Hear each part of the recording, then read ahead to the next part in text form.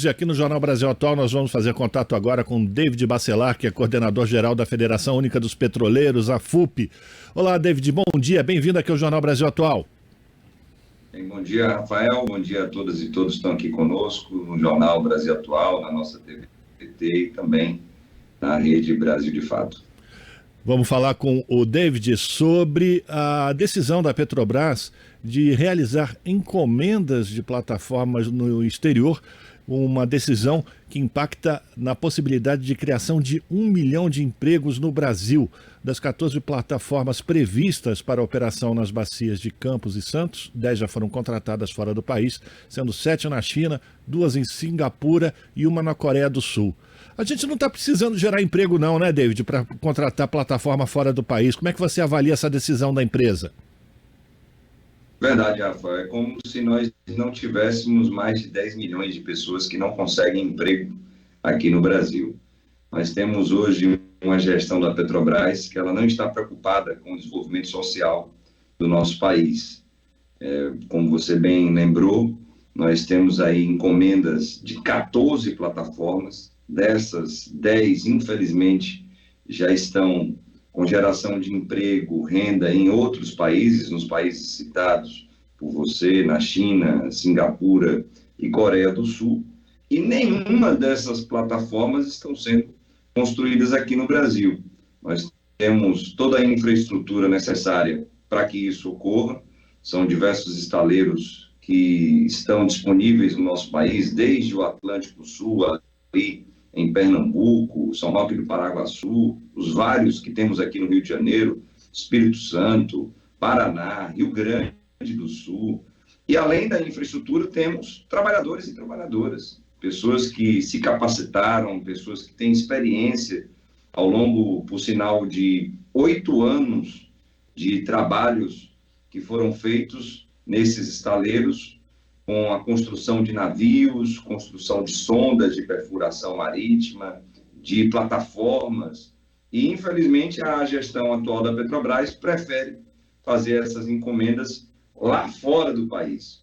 Como você bem citou, nós temos aí a possibilidade de estar gerando 1.500.000 empregos fora do Brasil. Como você bem disse, como se o povo brasileiro não estivesse precisando. Essa é a atual gestão da Petrobras, a gestão bolsonarista da Petrobras, que serve a interesses internacionais e que não serve aos interesses do povo brasileiro. É uma triste realidade que já foi diferente nos governos do presidente Lula, também no primeiro mandato da presidenta Dilma, e hoje nós estamos vendo isso com indignação, porque é inadmissível que essas contratações elas tenham sido feitas para fora do país. Esperamos que a partir de 2023 tenhamos um governo popular, democrático, desenvolvimentista, que observe as propostas, por sinal, que já foram feitas pela FUP para o setor de petróleo e gás, no sentido de a Petrobras ela ser essa grande mola indutora da economia nacional, da engenharia nacional, gerando milhões de empregos, como a Petrobras sempre fez ao longo da sua história, Rafael. Pois é, o David, a gente tem aqui dados do Sindicato Nacional da Indústria da Construção e Reparação Naval, mostrando que quando os estaleiros brasileiros tinham encomendas, eram cerca de 83 mil trabalhadores em 2014. Hoje são apenas 21.400, muito longe, portanto, daquela época em que a gente tinha uma economia mais dinamizada. A Petrobras era indutora na geração de empregos e de riqueza. Também tem um outro dado do Instituto de Estudos Estratégicos de Petróleo, Gás Natural e Biocombustíveis, o INEP. Para cada R$1 bilhão investido na construção de plataformas, esse 1 bilhão gera 26 mil empregos. Ou seja, é muita gente que bota dinheiro na economia, aumenta a massa salarial e isso ajuda o país a retomar o seu caminho de crescimento. Mas o governo de Bolsonaro já começou lá com Michel Temer, né? Prefere levar esse dinheiro ou esses postos de trabalho para fora do país. Uma situação que, como você bem lembrou, a gente tem a possibilidade de reverter a partir de outubro.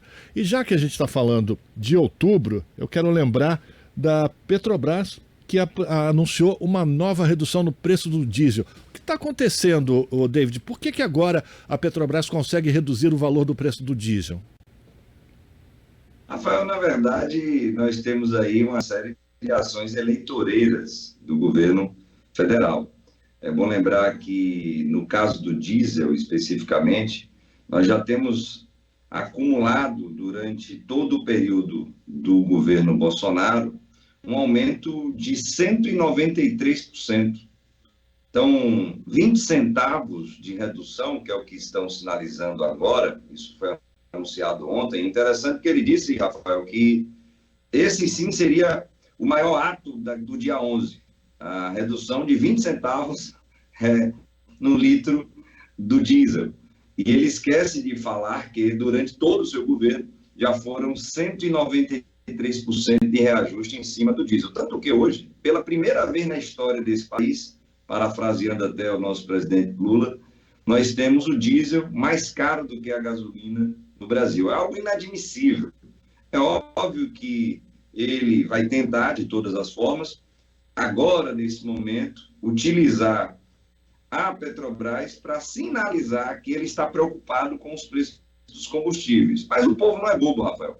Nós temos aí 3 anos e meio de governo, ou desgoverno Bolsonaro, e não tivemos nenhum tipo de preocupação dele para com os combustíveis aqui no país. Tanto que perdeu a sua base eleitoral com os caminhoneiros. Hoje temos grandes lideranças dos caminhoneiros que estão conosco. Mandar até um abraço aqui para o Chorão, grande liderança dos caminhoneiros no estado de São Paulo, para o Liting, grande liderança dos caminhoneiros em todo o sul do Brasil, o Vento Forte, grande liderança ali na Bahia, no Nordeste. Ou seja, ele não está preocupado agora, ele vem dizer que vai baixar 20 centavos, porque está preocupado com o resultado das eleições e o que as pesquisas já estão sinalizando nesse momento, dando aí várias pesquisas, a possibilidade de vitória do Lula em primeiro turno. Então, é apenas mais uma ação eleitoreira, ele não mudou o preço de paridade de importação. Nós ainda temos aqui no Brasil algo que é inadmissível, um país que é autossuficiente em petróleo, um país que tem refinarias para refinar esse petróleo, um país que hoje é o 9º maior país em consumo de combustíveis no mundo. Não faz sentido algum utilizar como política de preço dos combustíveis o preço de paridade de importação, PPI. Ele não mexeu em absolutamente nada disso. Só fez esse gesto de 20 centavos a menos no litro do diesel para dizer que está baixando. Mas não se iludam, nós não teremos aí grandes reversões dos preços dos combustíveis até o dia 2 de outubro. Apesar de todo o desespero do presidente da República, que não fez nada durante todo o seu mandato, a não ser andar de jet ski e fazer motociata aí por todo o Brasil, gastando milhões no seu cartão corporativo. A gente está conversando com o David Bacelar, que é coordenador-geral da FUP, a Federação Única dos Petroleiros. David, a gente sempre lembra aqui que uma das bandeiras dos neoliberais, que é a privatização das refinarias, ia implicar numa redução dos preços dos combustíveis. E já existem estudos mostrando que a refinaria da Bahia, na verdade, acabou ocasionando um preço maior ainda do que aquele praticado pela Petrobras. Então, é importante que as pessoas tenham consciência de que, além de vender o patrimônio público, isso não vai significar numa redução dos preços dos combustíveis. E já aproveitar a tua resposta, David, para a gente logo em seguida ter que encerrar, infelizmente por causa do nosso tempo, como é que você avaliou as manifestações dos atos do dia 11, ontem, um dia histórico em todo o Brasil? Bem, Rafael, primeiro com relação a esse tema das privatizações das refinarias, eu sempre lembro que sou notado na refinaria Landulfo Alves, que foi privatizada ali na Bahia. Apesar de estar no Rio de Janeiro, aqui na coordenação geral da FUP, sou natural da Bahia e lotado ali.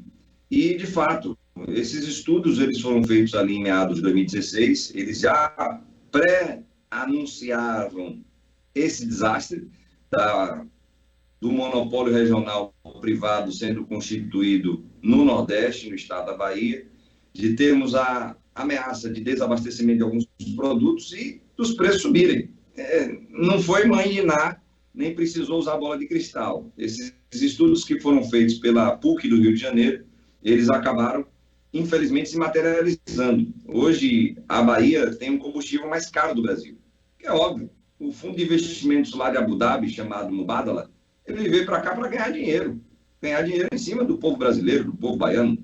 Os mais de 1 bilhão e 800 milhões de dólares que eles investiram, eles querem ter um retorno no menor espaço de tempo possível. Custe o que custar, seja em cima do trabalhador, da trabalhadora, minimizando os custos, seja em cima do cidadão, da cidadã, maximizando os lucros a partir dos preços. Então, isso é óbvio, é uma regra básica do capitalismo: minimizar custo, maximizar lucro. E estão fazendo isso. E com relação aos atos de ontem, nós tivemos a oportunidade, Rafael, de participar, representando a FUP, estávamos eu, a companheira Cibele, mais um ônibus que veio, ou foi, né, para São Paulo, daqui do Norte Fluminense. Ontem estivemos ali na Faculdade de Direito da USP, no Largo de São Francisco, estivemos aqui na PUC do Rio de Janeiro, estivemos em Salvador, em Minas Gerais, em Fortaleza, no Rio Grande do Sul, também em Curitiba. Foram vários atos que ocorreram em todo o país e ficou uma mensagem muito explícita. Eu, particularmente, fiquei bastante emocionado com o ato de ontem, muito simbólico, com um sentimento muito forte de unidade entre os diferentes, é uma unidade entre a diversidade daqueles que apoiam a democracia. Ali eu vi pessoas que nós já disputamos muito, principalmente temas relacionados à soberania nacional, à soberania energética. Não vou citar aqui os nomes, mas foi muito importante esse ato ali, principalmente na Faculdade de Direito da USP, porque sinalizou para o governo federal, para aqueles que tentam romper com os limites da democracia, que tentam acabar com o Estado Democrático de Direito, que a sociedade brasileira ela não vai aceitar isso. Então, qualquer ameaça desse presidente que hoje está sentado na cadeira ali no Planalto Central, sinalizando que no dia 7 de setembro ele vai tentar dar um golpe, com certeza a população brasileira já não aceita isso, não aceitará isso. Então, foi muito importante, Rafael, porque, mais uma vez, assim como ocorreu no final da década de 30, início da década de 40, para nós vencermos o fascismo, nós tivemos uma união entre a esquerda e os liberais democratas. Assim como tivemos um processo de redemocratização do país, ali no final da década de 70, início da década de 80, nós tivemos essa união. E, mais uma vez, agora em 2022, estamos tendo a necessidade de regredir 45 anos atrás, que foi a Carta aos Brasileiros e Brasileiras, no dia 11 de agosto de 77, para nós dizermos mais uma vez que nós estamos em defesa da nossa democracia, mesmo que seja uma democracia em vertigem, mesmo que seja uma democracia frágil, ela precisa ser defendida para que nós possamos alcançar essa democracia ideal, essa democracia plena, onde tenhamos igualdade racial, igualdade de gênero, onde tenhamos oportunidades para todos os brasileiros e brasileiras. Muito bem, quero agradecer ao David Bacelar, coordenador-geral da Federação Única dos Petroleiros, sua participação aqui no Jornal Brasil Atual. David, forte abraço para você, até uma próxima.